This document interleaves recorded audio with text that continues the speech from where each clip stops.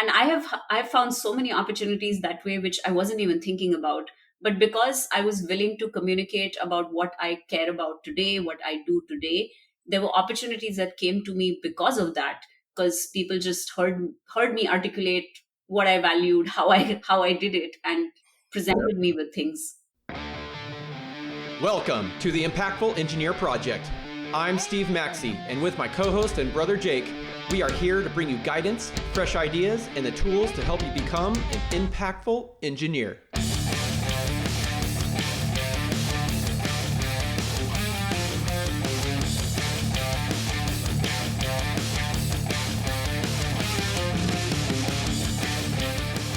Welcome to the Impactful Engineer. Our mission is to help you grow your engineering career and inspire you to pursue your full potential, not only as an engineering professional, but as a member of your greater community. I'm Jake Maxey. I'm a professional electrical engineer with a firm called Hallam ICS. I'm here with my brother Steve, of course. He's a mechanical engineering manager and new product development for Klein Tools. And within this podcast, we do have a few episode formats. Our most common episode type is Jake and I presenting a topic where we introduce the why and the how around the topic and give some tips to inspire some action. Also, occasionally we will have quick solo episodes that immediately get down to the point and share an idea with you that is critical to growing your career. These can be high-level concepts that change your thinking and mindsets to a more detailed topic to inspire specific actions. And every once in a while, we will bring on a guest, more of our long format type episode. The guest is going to be an expert in a particular field, and we feel it very valuable to share their perspective, their mindset, and perhaps some actionable tips around their area of genius. And today, we have a very special guest, and I will let her dig into what she does and her history and maybe a little bit of how she got into what she's doing. But please welcome Shailvi to the show. Thank you very much for joining us. Thank you so much, Steve and Jake, for having me. Big fan of the show and what it accomplishes for people who are listening in. So thank you for letting me be a part of it. Absolutely. We think it's going to be fire today. So get ready, people. Yeah, I'm excited. All right. So give us a little bit of a background, as zoomed in as you want, but bring us to today and what you got going on and what excites you and all that good stuff. Yeah, absolutely. So I have spent about 17 years in tech at this point. Currently, I work with organizations that want to create powerful teams to increase profits, productivity, and performance. And I work as a data consultant. I work as somebody who comes in to talk to teams at a leadership level. And it just ties together what my entire career has been sort of building up to, which is that my last full-time role was as the head of data at Strava, had many other executive roles before that as well. But after that, I decided to write a book on self-advocacy. And so that's why a lot of what I do now is sort of a hybrid of those two worlds, the data world as well as the world of self-advocacy. That's amazing. I use Strava a lot, actually. Well, now that it's cooled down, I'm not running so much outside, but my great way to you. Yeah. Everybody can see how little I run and how long it takes me. Well, awesome. I'm sure you're very well prepared to speak about self-advocacy, and I really want to dive into that today because I think I meet a lot of younger engineers, and when I start talking about this idea with them or with the leaders around them to try and bolster their team, I kind of get the glazy-eyed effect in response. So I really want to bring that to the audience and to the show and talk about, maybe we define it, what is it, and we dive into it that way. And I'm sure we'll hit some key points that will help somebody today. Awesome. Yeah. And I hear you. I think every time I am in some of these settings, tech settings, conferences, or just I have a lot of coaching clients who come to me as well. It's so interesting. Self-advocacy is a theme that comes up. People don't necessarily use that specific word, but that theme is talked about a lot. People struggling to articulate their value, people struggling to actually articulate what it is that they need. And it is not a skill that is taught. I mean, it's been a long time since I was in college, but There is no class that teaches you how to negotiate. There is no class that teaches you how to showcase your value to get the best out of it. So it's something that is not taught, but it comes up so often for people who are, who need it. And like not taught, and also almost, I when I went to school, it felt like it was frowned upon, like Oh, you absolutely. were bragging or something, or oh, it's all about me, which is completely wrong. But Yeah, Yeah. that's exactly what I was going to say. Is a lot of people think self advocacy is like bragging and me, and a complete lack of ownership and lifting up those around them. But I don't think that's true. I think there's a pretty big differentiation, and I'd like to hear your take on what separates the two. Yeah, I think that's a great point, and I've heard that many times over the years. Interestingly, when I first started talking about self advocacy, my talk, like the first time I ever gave a talk about it, it was my talk was very cutely titled "How to hashtag humble brag effectively," because that is sort of what I was leaning into. That I knew that people will think about it in reference to that. Oh, I'm bragging. Oh, I'm showing off, and I was almost pushing people to own it, in a way that is beneficial to their careers. So I started with that, like, yes, you might be bragging a little bit, but here is why you have to do it. And here is an authentic way to do it, which optimizes for your best interest, but it is not about putting anybody else down. It is not about sort of overriding the best interests of the people around you. If anything, if you advocate for yourself in the right way, it can actually help your team. It can help other people who are struggling with the exact same thing, and they are grateful that you are able to come and share something, which is cool, which helps them learn, and which is something that they can then aspire for as well. So happy to dive into like sort of specific pieces about it, because I think there's so much that individuals can take from that topic, for their own daily stuff. Yeah, something that you said right there that I liked is, if no one, and I'm paraphrasing here, if no one on the team is having self advocacy at all, that means the entire team doesn't get that recognition, right? Exactly. So if everyone on that team is, put in a ton of work on a project, but no one's saying anything and trying to advocate for themselves or their team, then Yeah. the entire team misses out on that opportunity of that recognition. Oh, absolutely. And I speak to so many leaders, like, people who are running teams, or, CC to executives who are trying to run a company. And this is something that I say very often. I tell them that you have to normalize, people, like, highlighting what they're doing to you. I think there's sometimes in our culture, there's almost this little expectation that you have to wait to be praised, that praise does not count unless somebody else says you're doing great. You're not really allowed to say that you're doing great. So it's almost this cultural thing that you have to wait for someone to praise you. And I really push back against that, because I talk to so many leaders who say, I think I have great reports, they're wonderful at their job, but I don't individually know what each of them does. Like, I have a high level idea, but I do not know. I do not know the specific things that they do. And so, if you reconcile that with sort of what an individual should do, then you're basically saying that your manager may not actually know all the little things that you do that help the team, that help the company, that help the business. But if they don't know, how will they acknowledge it? How will they reward it? How will they sort of ask you for more of that? How will they train other people to deliver that? So there is an aspect of it where you can't wait to be praised, because people don't know everything that they do. Otherwise, that person is basically doing two jobs. They're doing their job, and they're also keeping full tabs on your own job. And with engineers, it's specifically a problem, because I think a lot of us as engineers, part of our job is to prevent bad things from happening. There's almost this thing that if nothing blew up, that's the good thing. But then how do you know that you prevented something from blowing up if you don't specifically what you did to prevent something bad from happening? Because when something bad happens, everybody knows, right? Like, and when it's very tangible success, like, you created something, then also everybody knows. But people don't know when you prevented something bad from happening.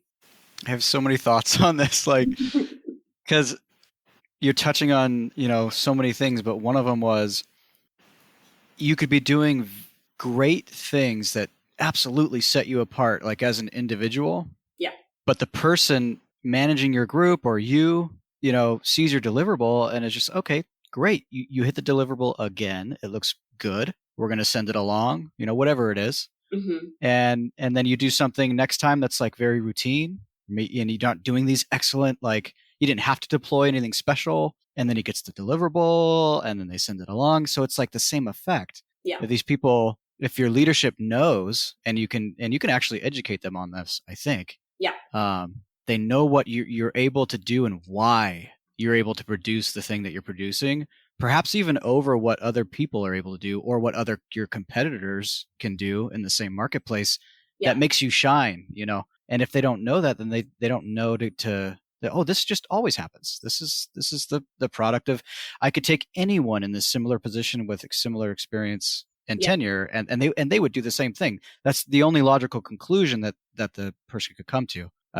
Hopefully that makes sense. So like you said, you could educate them on what it is that sets you apart. You could be that voice. It's like, and maybe we try to arm the audience with some ways to do that. How do you speak that into leadership or people around you so they know? Yeah, I think that's a wonderful point, because when I talk about self advocacy, I always sort of split it into two pieces. There's sort of the proactive things that you do, which are, you are in situations where that the more intentionally you show up, the more likely it is that you will reap the benefits for your career later on. So, the simple example I give is a daily stand up. People going around the room saying what they're up to, what they're working on. You could just be rattling off your GR ticket numbers. You can say, I finished that one, that one's about to be done. Like, you're not actually communicating value. You are just saying what is the work that you have, what was the work that was assigned and where you are with it. It's a status update. Instead, you can make sure that people understand that, whatever this specific ticket that you're working on, here's why it is, here's the value that it unlocks for the business when it's done, or here is the complexity that you are tackling, and at the end of it, that you have successfully tackled, which is something that is a learning for other people as well. So I think that thing, I sometimes refer to this as almost, not a checklist per se, but really, like, when you are proactively communicating your win or something that you're working on, something that you think is worth sharing, I think it's helpful to think, why is this interesting? Why is this interesting to somebody else? How can what I am sharing be a learning for somebody else? How can what I am sharing be something that's almost an aspiration, that other people want to, be able to do this too? Other people consider this as an opportunity for growth, for collaboration, for learning. And then, the thing about leaders is, like, almost always leaders are going to care about the business benefit. How is what you are working on relevant for the business? How does it save dollars or make more dollars, or change the color of green that you are getting for your dollars? But I think communicating that intentionally, effectively, is what helps people be very aware of your value, be very aware of the value of your work, and be very aware of, also sort of have empathy for challenges that you face, that you're able to sort of go through. Because that's the other side of self advocacy, which is more reactive. That, you're in a situation which is not going well. You realize that it can, if you don't tackle it, it can have a negative impact on you. So in those situations, you have to react. That, oh, I didn't get that promotion, or I got passed over for this opportunity, and now I have to do something to fix that situation. So those two sides are very, very different. And as always, like, if you are proactive, it is more likely that you will not need those reactive situations. But they both have different skills that I think are very, very learnable, and very, very, if you practice it, you will get better at it. I'd like to touch on the daily stand-ups, right? Because almost every team has these in some shape shape or form, right? Whether it's a weekly stand up, a daily stand up. Sometimes you have a morning and an afternoon stand up. Mhm. So it's so common that it's one of the best opportunities for anyone to be able to utilize, right? Yeah. And so when you're giving those quote unquote status updates, you don't just say, oh, this one was completed, this one was not completed, etc. And you just kind of go down your list and then let the next person go their turn. It's how you word it, right? So you could say, hey, I was able to finish X and X task, such and such time earlier. And so that allowed me to accomplish this other thing Mhm. that wasn't even due until next week. And so I was able to get ahead by 3 days on the schedule or whatever, So the way you say it is, hey, I put in this extra work, or I was more efficient in the work that I did, and it got me this much further ahead than expectations. Yeah, that tangible benefit that you can outline, that people can relate to, that people can understand. Because I think the worst thing that you can do for your career is downplay every achievement that you have. That, Hmm. oh, I finished this, no big deal, it was super easy. Like, that doesn't help you. And Yeah. I'm not saying that you should say something that isn't true, but if you truly believe you are doing work of value, think about what that value is, and always talk in the language that your sibling or your best friend would talk about you. They would never downplay your achievements. They would never say like, oh, this was no big deal, anybody could have done it. They would always say that this was important, this was difficult, this was something that is worth celebrating. Yeah, absolutely. Totally. You And got there's you got that. something? Huh? I said you got something. I saw your face. You're ready to Yeah, go. I always have something. I just try not Hmm. to interrupt so much, Steve. But so we've been talking about that, the proactive approach, and sometimes you do have to be reactive. And just like with everything, how you alluded to before was like that ounce of prevention is worth the pound of cure, right? So you want to try to be practicing how to advocate, um, thinking about what you do add as far as the value to every situation at work, and look for those opportunities. So I would say, if I was going to make one point about what we just talked about that might help, is first, get rid of the idea that you shouldn't be advocating, or that what you're going to say doesn't matter, or letting the feeling of what you're about to say or present is selfish, or in some way just not applicable to the situation. Like, a lot of people just have that feeling and then they just stop. They're like, oh, I'll just recede in the back and just give Mm. my update. I challenge you to just go past that and enter this realm of exploring, what you did and why and how it helped and how it might be beneficial to others. If you don't like being selfish, or I mean, selfish has a bad connotation to it, right? If you don't like sharing everything about yourself, and you think you make it about other people, and then try Yeah. to make it so that, like, hey, that's not so bad. Sharing so that we uplift others, or that the team did this great thing, or that this certain engineer helped me realize this thing and that helped the process. Then you can start roping others into it, and maybe that'll be a little more comfortable. So the only point I wanted to make was, like, push past whatever that feeling is that keeps you from trying to get into this realm of advocacy, and just go out and play. Get out of the stands, get on the field and start, and just start. So I don't want you guys to get stuck, you know. So, so being proactive. Let's focus a little bit more on the proactive side. And I think I'll start, like, in my career early on, quiet, like pretty quiet. And rightfully so. I'm trying to, like, learn this thing that, although I went to school and got this electrical engineering degree, um, and supposedly know a lot about theory and all these things, I didn't know anything about the job that I stepped into. So, like, it made me a little quiet. I just want to observe and learn and kind of soak it in. And that's going to be your natural tendencies, is probably to do that. Unless you step into a job that you've already had lined up and you really know the content, you're ready to go. But don't let that period go on too long. I would say start, I was a little too quiet in the beginning. I picked it up real quick after about a year. I was like, oh man, I need to be, like, contributing a little more. I was starting to listen to podcasts. I was starting to read books, and I'm like, oh, I should do these things. It's good for my career. So I'd say on the proactive end, like, don't let yourself get stuck into just being the quiet engineer. And even if you are a quiet engineer, and we had a previous episode on this kind of stuff, but, like, take some opportunities within a group setting to start speaking up just a little more each time. And you can start with very low stakes. What are we doing for lunch? Oh, well, I like such and such place down the road. Like, what do you guys think? What kind of food do you like? Get into that and just make it very low stakes in the beginning, and then start sharing your opinions and stuff like that.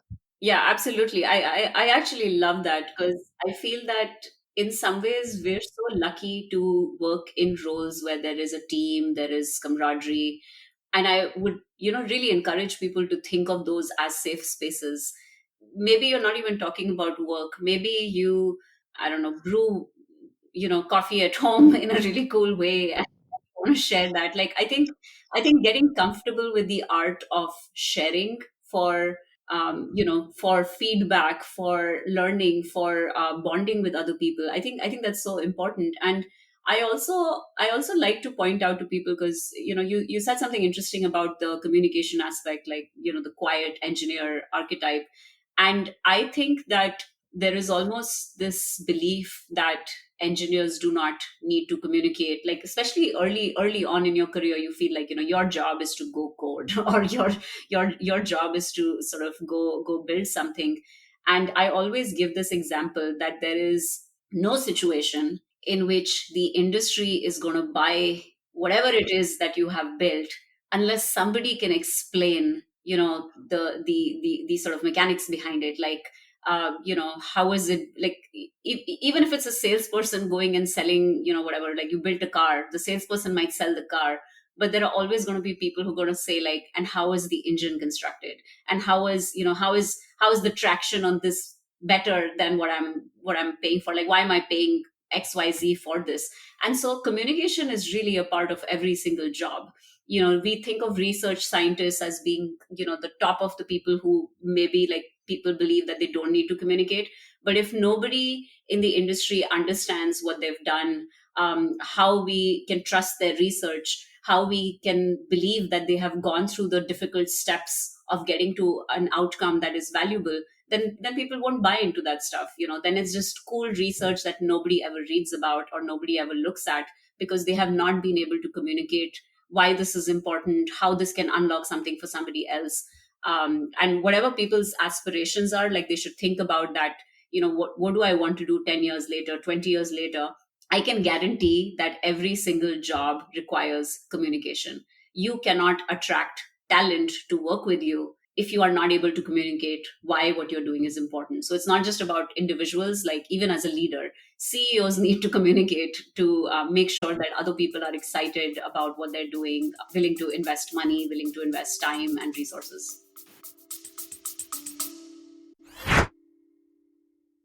Hey, my fellow impactful engineers, if there's one thing that you could do to help out this community, is to keep listening to the podcast, but also that if you found value in it, to share it with one person, give us a 5-star review, or even leave a text review. It'll only take a few seconds of your time. Find that person that you think could enjoy some of this or learn from it, and pass on the good word. Now back to the show. It's exactly the same for an individual trying to work their way up in their career. Yep. They're that like the machine that starts moving as soon as you get hired and step into the door and start working. There's this whole new mechanism that's already started that is your career path, right? And people are going to have to be able to handle that for you and with you as you move up. And just staying in your lane or going cold or being quiet for a very long time, you give no ammunition to whoever's going to field this mechanism of your career. And it's just, you're going to create this scenario where you have to kind of start from the beginning, even though you're 4 years in. They're like, what do we do with this 4-year person? Well, there's these certain tracks that are default to the career that we're in. And in MEP engineering, it's pretty standard. PM or technical expert, or that's pretty much it, right? So you can let yourself default to those paths, or you can start that communication early and influence those paths. And so I think that's kind of part of what we're going for too. Absolutely. And it's so interesting. I think as you were speaking, I also realized that so many of us, when we started our careers, we thought it was going to be this one path. And I think if you speak to people who've, been in the industry for a while, there are so many people who have made pivots along the way, who have had new opportunities come to them. And I truly believe that the earlier you are in your career, you are not going to be able to see every possible way that you could succeed. But sometimes when you talk about your work, when you bring your personality or your way of thinking or your way of solving problems and share that with other people, sometimes the right next opportunity finds you. That people say that, hey, I hear you talking about this and it made me think of this other thing that you might be interested in, which might be. And I've found so many opportunities that way which I wasn't even thinking about. But because I was willing to communicate about what I care about today, what I do today, there were opportunities that came to me because of that, because people just heard me articulate what I valued, how I did it, and presented me with things. Yeah, I mean, people will latch on to that excitement and passion that you are showing, right? If you're just talking about this thing that you worked on in a super monotone voice, oh yes, I completed that, blah blah blah. No one's going to care. If you are like, oh, I'm so excited, man, this thing was awesome, and I did all these things, and we got it working after all this trouble, and blah blah blah. You're super animated about it. I mean, who would you rather have on your team about diving into a difficult problem and trying to solve it, right? So just how you say things, and the emotion that you show through your conversation and your communication is going to be a world of a difference in your career path. Yeah, that's happened for you recently, Right. Steve. I don't know if you can share, but like, you've had opportunities come your way just because of what you've been doing, advocating and communicating to others and all that stuff. And it's the same on, same. I've seen it happen multiple times in my career too. So this is real stuff, guys. And I was going to make a point about the monotone voice. Like it is that energy, right? So you give yourself a better chance at solving a problem when you can bring in energy that's a little higher. You're a little more optimistic, a little more excited about it, because there's going to be some problems that'll just wear you down, punch you right in the face. And if you start a little higher, you can manage that. If you start off just like, oh yeah, we're doing this and doing this, and then it gets really bad, it's like, where do you go from there? Do you get less excited? Mm-hmm. Like, you know what I mean? So I don't know. I don't know if that makes sense. That's how I kind of think about it. I've been called the optimist. One, yeah, one hack that I always feel will always get everybody excited is people love cake. If you can find a reason for people to celebrate and have cake together, make it a norm in your team that when certain type of projects get completed, there will be Yes. cake. Motivating factor. I've done that before. Like we have celebrated project wins, and if anyone at Hallam's listening, you know exactly what I'm talking about. With Boston cream pie, which is actually cake, right?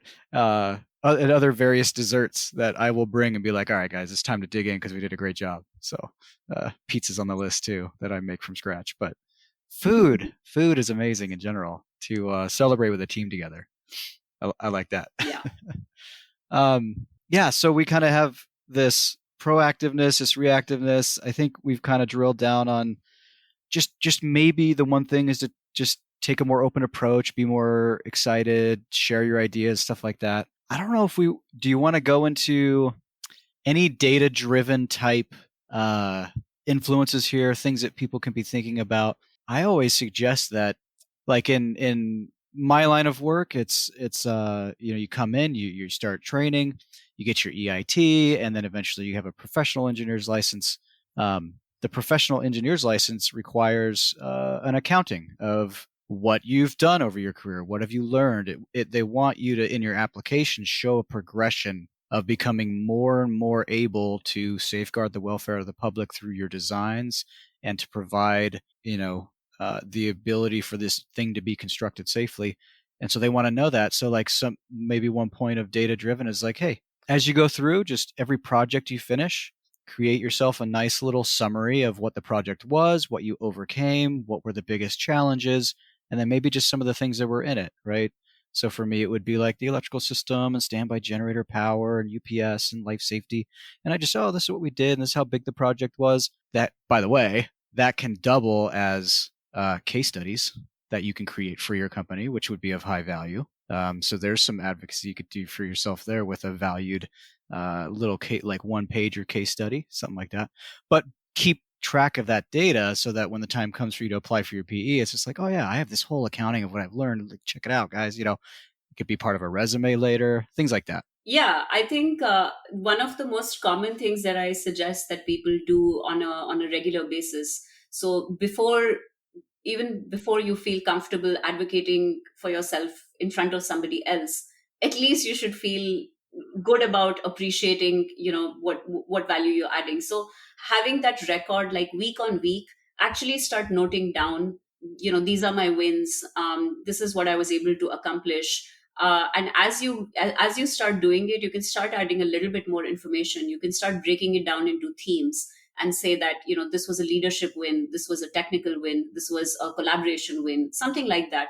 And when you have enough of that body of information, like it's your own data that you are tracking in a way, you can almost take that data, tie it back to something like a career matrix or a career ladder information that your company has, which showcases that you are an engineer, and now you can showcase that you have enough things from a senior engineer expectation matrix that you are able to sort of tie into.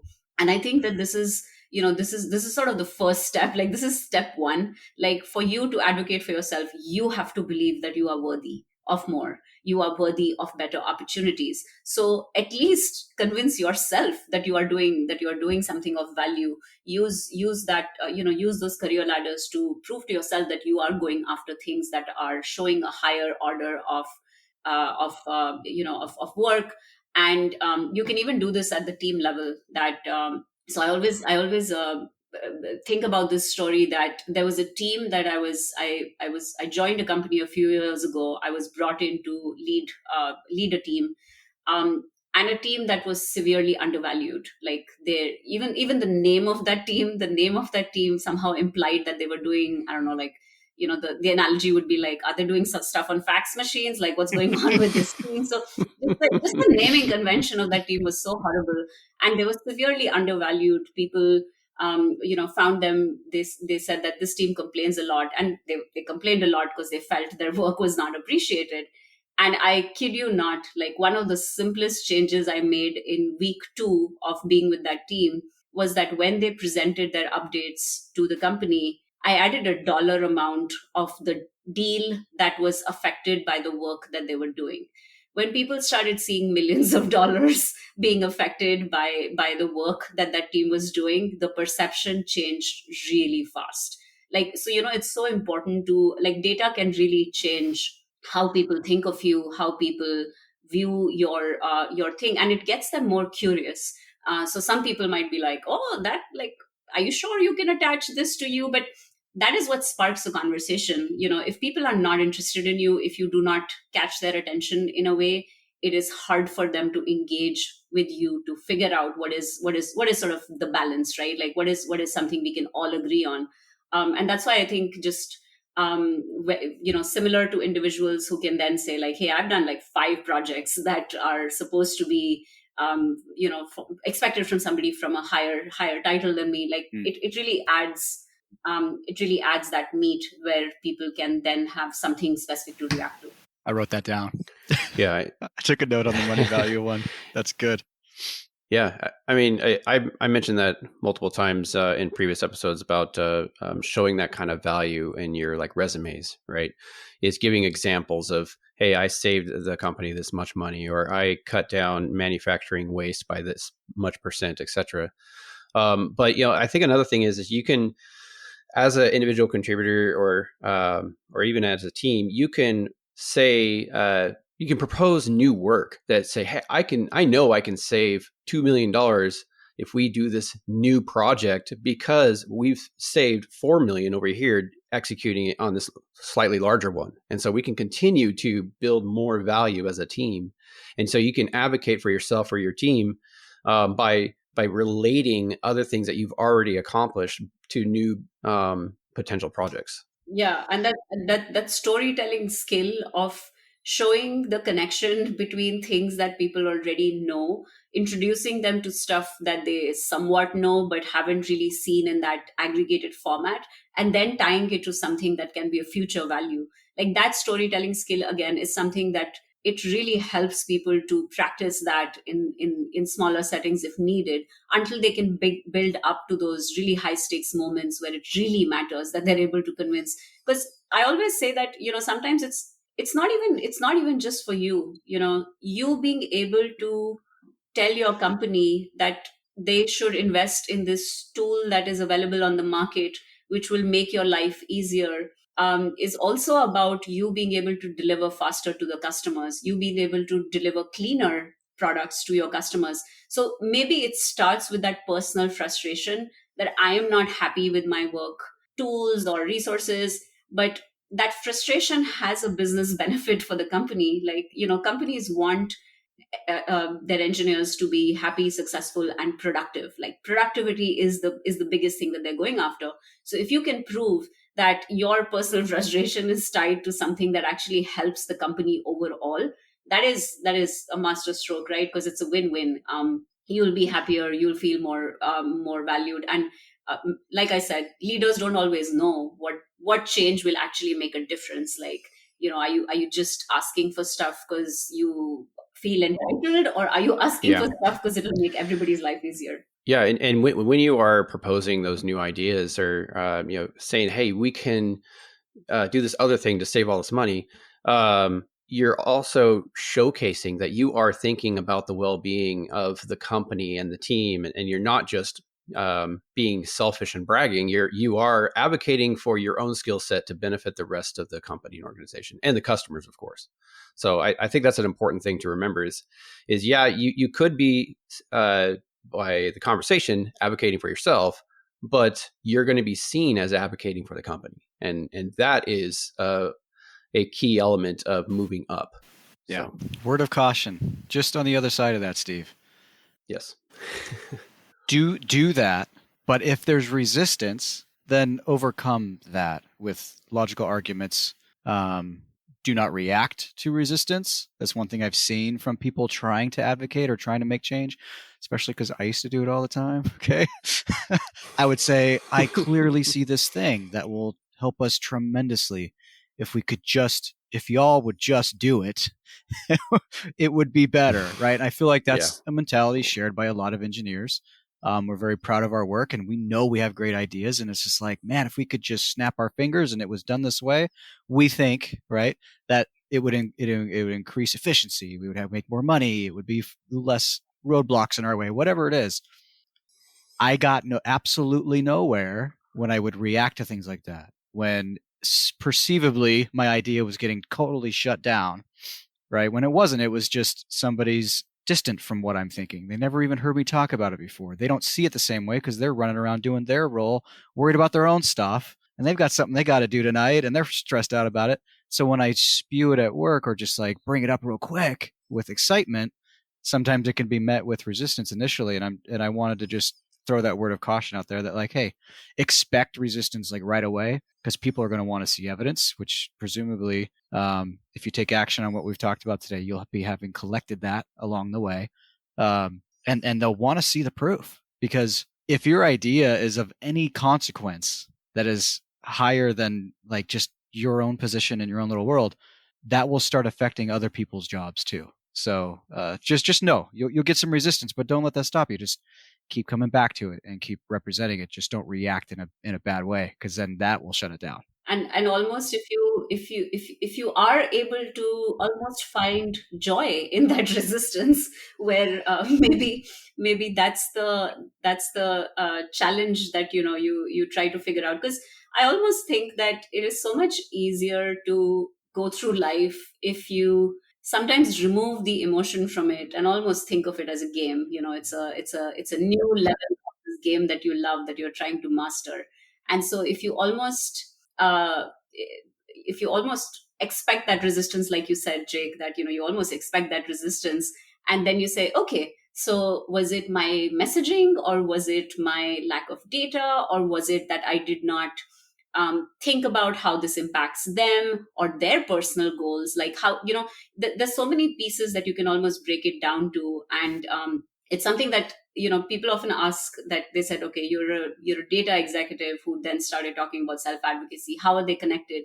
And I'm like, they are connected at the root, because my job, in data, it's so interesting. It's one of those roles that has a lot of influence and absolutely no authority.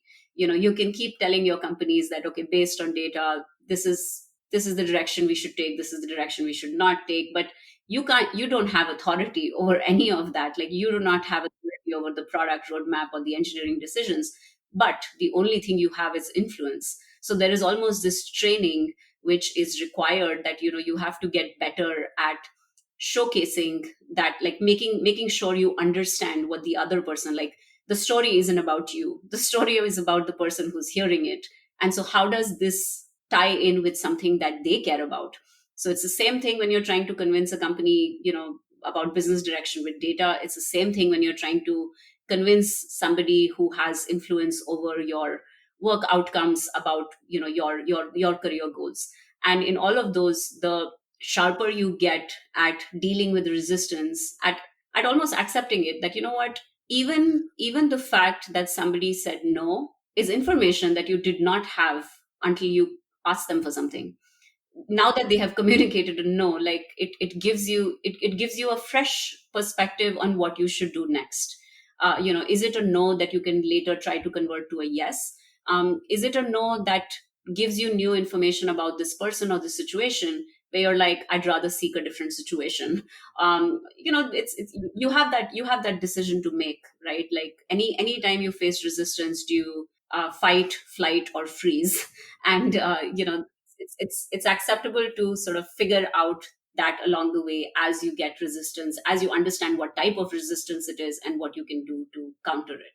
Yeah, a popular sales technique for when you meet resistance, right? If you're a salesman and you're trying to make a sale and you get the resistance, is you just say, okay, what is causing you to not want to make this decision or purchase this thing?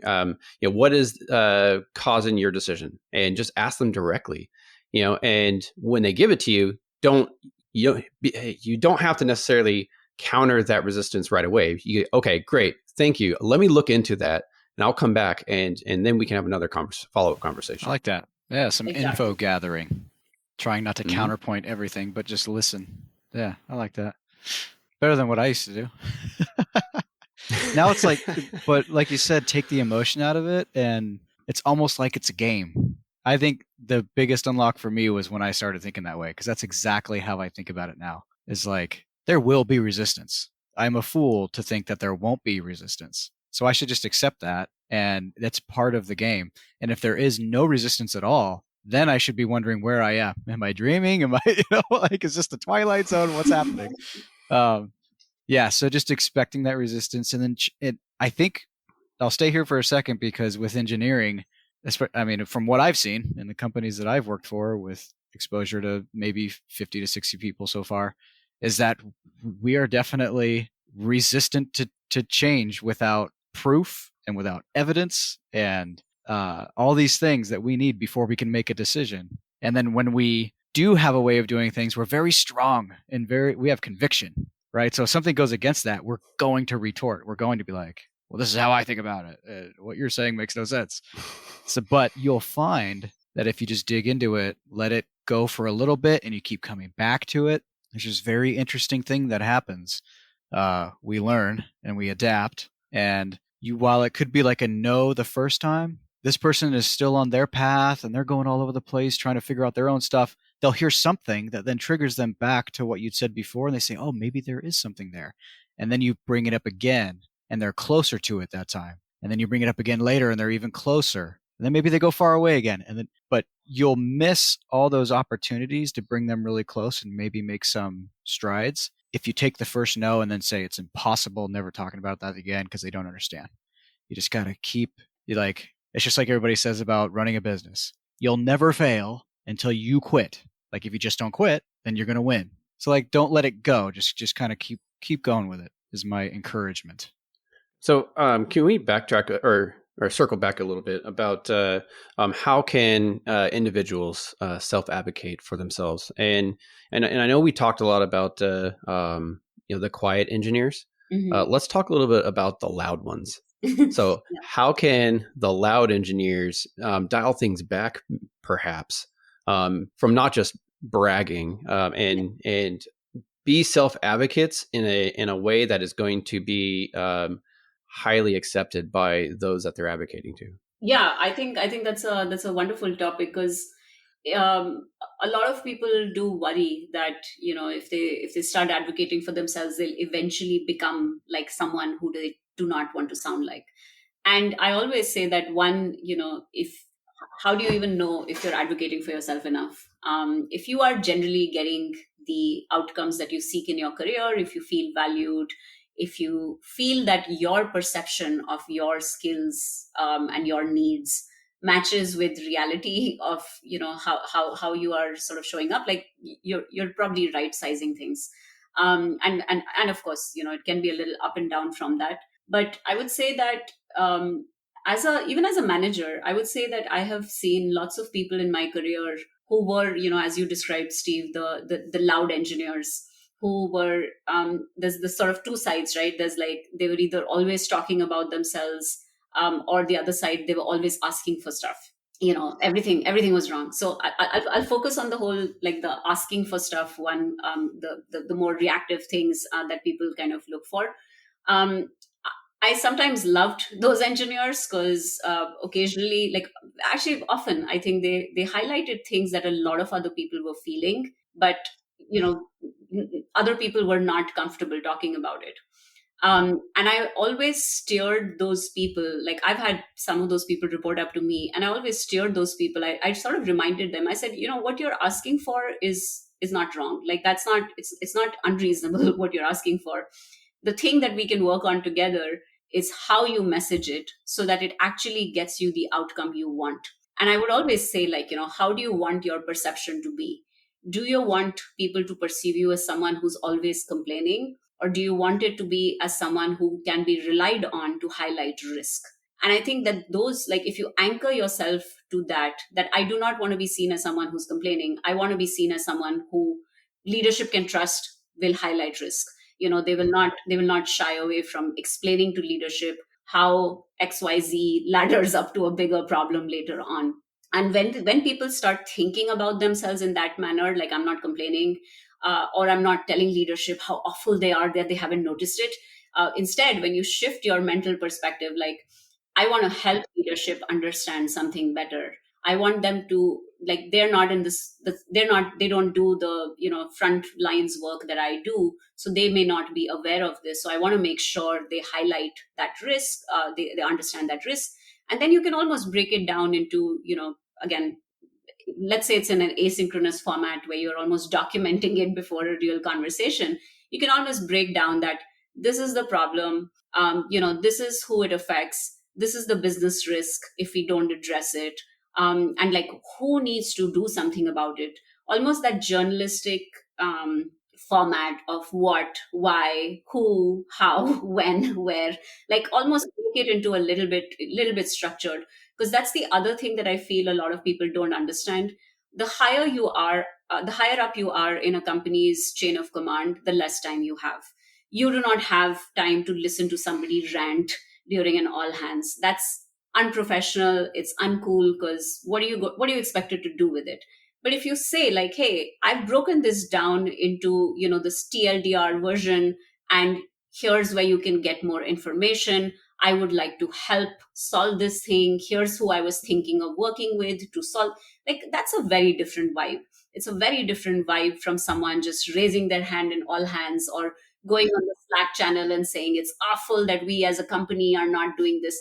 Because then you're just ranting. You're not helping solve the problem. You're just pointing out the problem and doing absolutely nothing about it. So, loud engineers, I would always say, like, that's the frame of mind you should have, and it is way more likely to get you the outcome you want. You'll even have some of the quieter engineers who who face the same problems but are afraid to come out. But when they see you doing it in a way that is respectful of everybody's time, respectful of everybody's emotions, they are more likely to also sort of try to help you in getting to those outcomes, through data. Maybe they do some informal survey, or they point to existing employee employee engagement scores as proof. Like, but there's a lot more. If you think of it as a collaboration, it is more likely to end up as a collaboration. Enlist people to help you. Yeah. Yeah, yeah. Yeah, and a good way to be not abrasive when you're trying to highlight something is just to ask questions about it, right? You can Exactly. just say, "Hey, have you considered XXX?" Or "Why did you choose that path over this other path that I've seen before?" Or something like that. Yeah, and timing is so important that if you wait till the project is supposed to go live the next day to highlight risk, like, people are not going to trust you. They're going to say, like, what stopped you from highlighting risk sooner? What Hmm. stopped you from getting the right people in the room to ask those questions, like respectfully engage in those topics? And why are you doing it when it's kind of a little really late?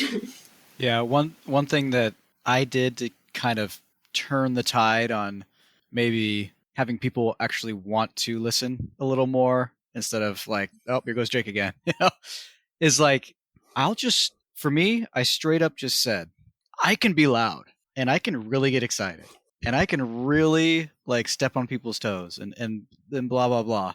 And I just want you to know that I'm working on that and that my true intention is to win. I just want us to do awesome and to make money and to feel good about where we're at. And so when you hear me doing these things, you can always raise your hand and be like, Jake, tone it down just a little bit. And I did it in a recent project kickoff meeting. I got all the engineers that were going to be on the team together.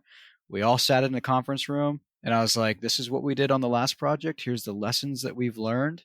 Here's some, and you were involved in that lesson. Yeah. And so you're going to see me start to implement these things. It's going to come out as maybe a little more huddle time. I know engineers don't like to be in a bunch of meetings. They think it's a waste of time, but I'm I, I'm trying this new thing out. And so I just made them really aware of the steps I was taking so it doesn't just come out of nowhere. And it really seems to work. So like if you're one of those engineers that are louder and you've tried a bunch of things and you haven't tried that, like try just being right up front and being like, I know I'm loud. I know you don't like it.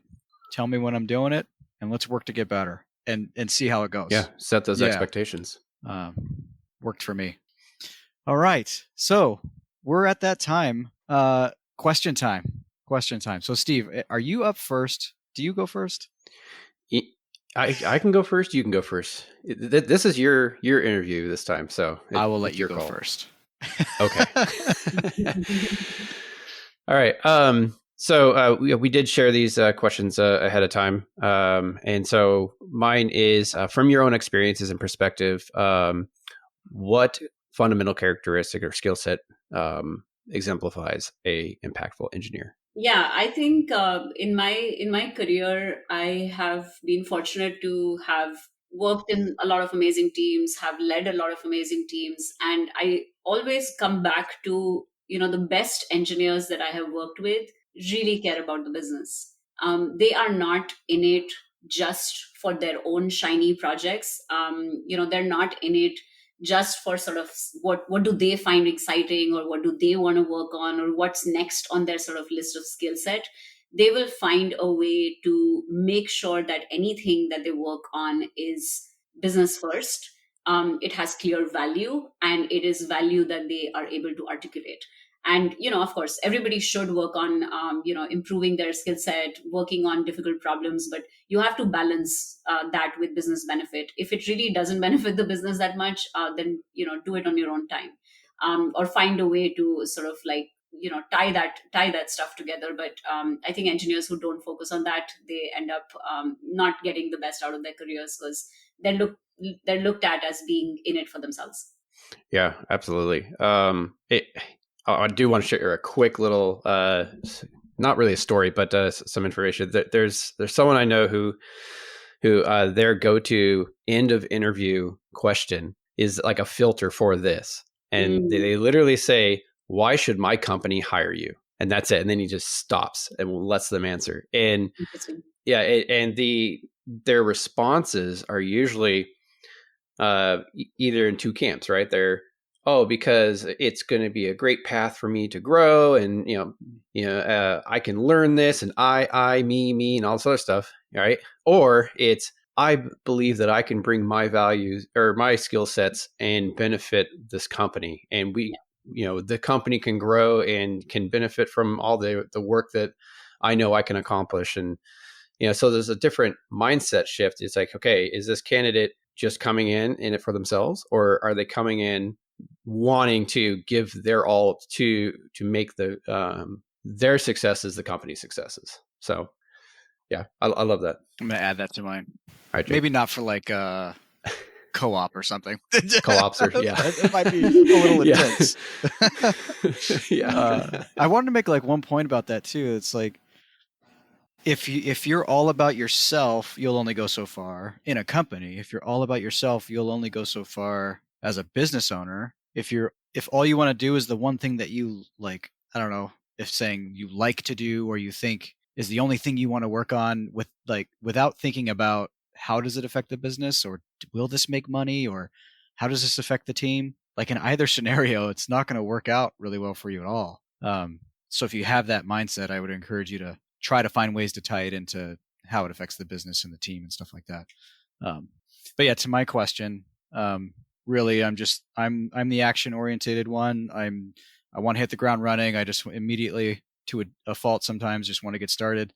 So what would be one just actionable tip, something to get someone started right away, like in the arena that we talked about today? Yeah, I think I also believe in sort of people having a clear action plan, people having goals that they set for themselves, measurement of success. So I really encourage people to sort of pick that goal. What do you want to get better at? For example, like if it's self advocacy, which specific piece do you want to start pursuing, and who can help you on that journey? And I always start with that if people lack self awareness about what their value is, they will have trouble communicating it. So, sort of the whole like know your worth so that you can actually show your worth. That is super important. And for that, for you to build that self awareness, I think it helps to have trusted people who can give you feedback on your skills, feedback on how you're showing up, what your areas of improvement are. If your manager doesn't do it themselves, then ask them for it, but actually start documenting what you know about your skills and what you don't know. Like what are question marks that you're not super confident if your self-awareness is fully there. So the thing that everybody can do, like starting tomorrow, is start writing down, what is your career story so far, what is where are you at right now, where do you want to be, and what do you think are the gaps, and then start actually filling in some of the information that you don't know as you talk to more people, as you talk to colleagues, bosses, friends, and people who you trust. That's freaking awesome. I Yeah. think that's probably the best actionable tip we've received on this show, Steve. Start. Yeah, it's definitely up there. Absolutely. That's really good. Because how are you going to know how to express it if you don't know it yourself? So you got to start figuring that out. Yeah. Hey, write this stuff. Like send us, I don't know, send it into questions@impactfulengineer.com. Right? Write your little blurb about what value do you bring? How are you going to embark on this journey of figuring out, like, knowing your worth? And when we say know your worth, it's not like, well, how many years have you been in this job? And then you go look at Glassdoor and figure out the market rate, and then you go, you're paying me under. My worth is this. Like, that is completely not what we're talking about, like, at all. I hate that. The know your worth thing about like you're underpaid. It's just like, oh, I know your worth is much more valuable figuring out what you bring and how you can talk to people about it. That's awesome. Yeah. Yeah. Before we do sign off, I want our listeners to be able to reach out to you, connect with you, and then also where can they, like what is your book called, and where can they find it? Yeah, thank you so much. So people can find me on LinkedIn, Shailvi Wakhlu, and my website is easy peasy, shailvi.com. If you can figure out how to spell my name, you can get to my website pretty easy.